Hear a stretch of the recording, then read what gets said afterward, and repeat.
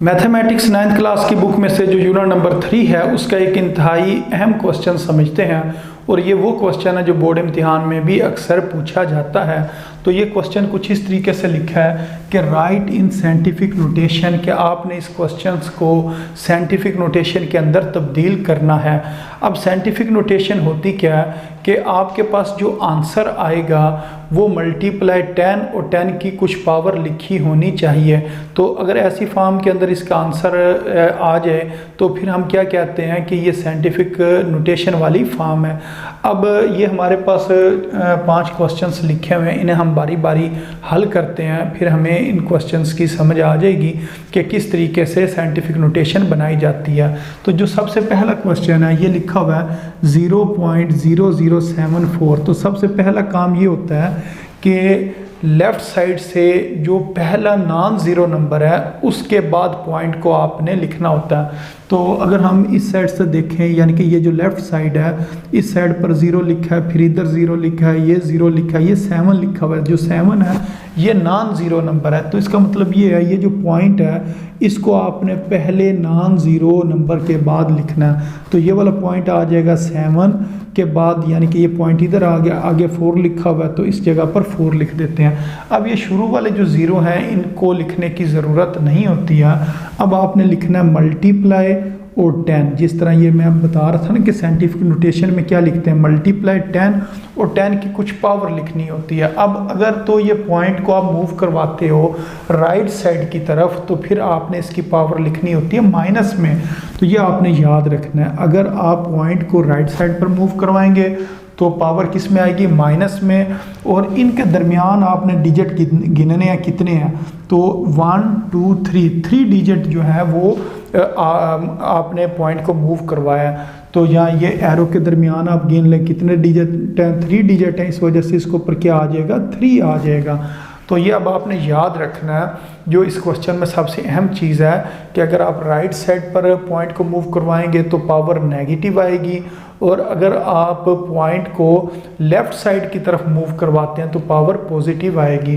तो ये 5 सवाल है, 5 में से जो 3 सवाल हैं, मसलन पहला, दूसरा और ये चौथा, इसके अंदर हमारे पास जो पावर आएगी वो नेगेटिव आएगी।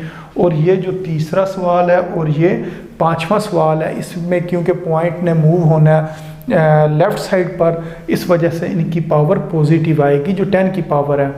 तो अब हम बारी बारी इनको सॉल्व करते हैं तो फिर इनकी समझ भी आ जाएगी।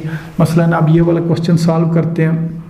तो इसका पॉइंट जो लेफ़्ट साइड से पहला नॉन ज़ीरो नंबर है वो कौन सा है जी, 6 है। तो ये जो पॉइंट है इसने 6 के बाद लिखा जाना है। तो इसको हम लिखेंगे 6 पॉइंट, आगे क्या लिखा हुआ है 43, तो 43 को हम लिख देंगे। अब आपने लिखना है मल्टीप्लाई और फिर लिखना है 10 की पावर। अब 10 की पावर हम कितनी लिखेंगे, पॉइंट कितने पॉइंट आगे मूव होगा, 1 2 3 पॉइंट आगे मूव होगा, इस वजह से इसके ऊपर आएगा 3 और 3 के साथ पावर आएगी माइनस। तो ये 6.43 और इसकी पावर कितनी है, -3 है, यानी कि 10 की पावर -3।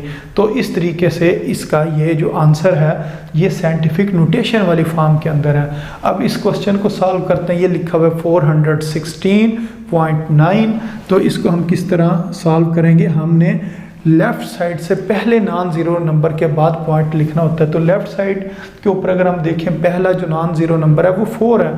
तो इसका मतलब ये है ये जो पॉइंट है इसको 4 के बाद आना चाहिए।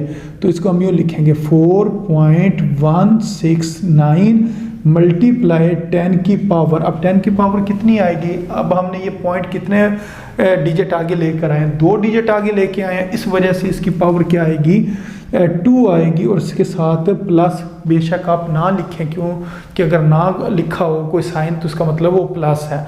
तो अब ये इसका आंसर आ गया, यानी कि इसकी पावर आपने पॉजिटिव लिखनी है, नेगेटिव नहीं लिखनी है। क्यों पॉजिटिव लिखनी है, क्योंकि आप जो लेफ़्ट साइड है उस तरफ आपने पॉइंट को मूव करवाया।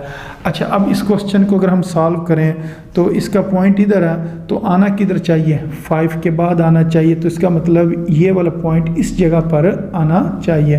तो ये आ जाएगा 5.8 मल्टीप्लाई 10 की पावर, अब ये डिजिट गिनते हैं कितने डिजिट हैं, तो इस पॉइंट और इसके 5 तक 1 2 3 4 5 यानी कि 5 डिजिट है, इसकी पावर आएगी 5। और क्योंकि पॉइंट राइट साइड के ऊपर मूव हुआ है इस वजह से इसकी पावर के साथ हम क्या लिखेंगे, नेगेटिव लिखेंगे। तो 5.8 मल्टीप्लाई 10 की पावर -5 इसका आंसर होगा।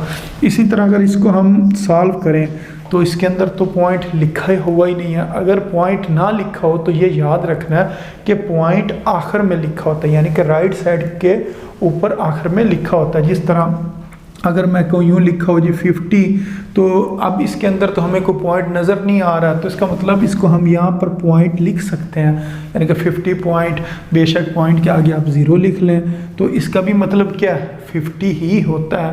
यानी कि पॉइंट अगर ना लिखा हो तो पॉइंट किधर होता है, आखिर में होता है। तो ये इस तरीके से आप इसको लिख सकते हैं। तो इसका मतलब इसका पॉइंट नहीं है, तो इसको एक दफ़ा हम चलें दोबारा लिख लेते हैं। तो और इसका जो पॉइंट है वो हम किस जगह पर लगा लेते हैं, आखिर में लगा लेते हैं। अब इसका पॉइंट इधर है, आना किधर चाहिए, इस 9 के बाद आना चाहिए। तो इसको अब हम इस तरीके से लिखेंगे 9.6 मल्टीप्लाई 10 की पावर, ये कितनी है डिजिट हैं, 1 2 3 4 5 6 और ये एक 7, यानी कि 10 की पावर 7 आएगी। अब इसके साथ नेगेटिव आपने नहीं लिखना है क्योंकि आपने पॉइंट को किस तरफ मूव करवाया, राइट यानी कि लेफ़्ट साइड के ऊपर आपने मूव करवाया। अगर लेफ़्ट साइड की तरफ अगर पॉइंट मूव हो तो फिर पावर क्या आती है, पॉजिटिव आती है। तो ये इसका जवाब जो है साइंटिफिक नोटेशन के अंदर हमने लिख दिया। तो उम्मीद है आपको साइंटिफिक नोटेशन वाले जो क्वेश्चंस हैं इनकी समझ आ गई होगी। और ये अक्सर इन 5 सवालों में से कोई एक सवाल बोर्ड इम्तिहान में पूछ लिया जाता है। तो इस वजह से इनकी आपने अच्छी तरीके से प्रैक्टिस करनी है और इनको अच्छे तरीके से समझ कर इनको हल करना है। तो उम्मीद है आपको इन सवालों की समझ आ गई होगी। तो अपनी दुआओं में याद रखें। अस्सलामु अलैकुम वरहमतुल्लाहि वबरकातुहू।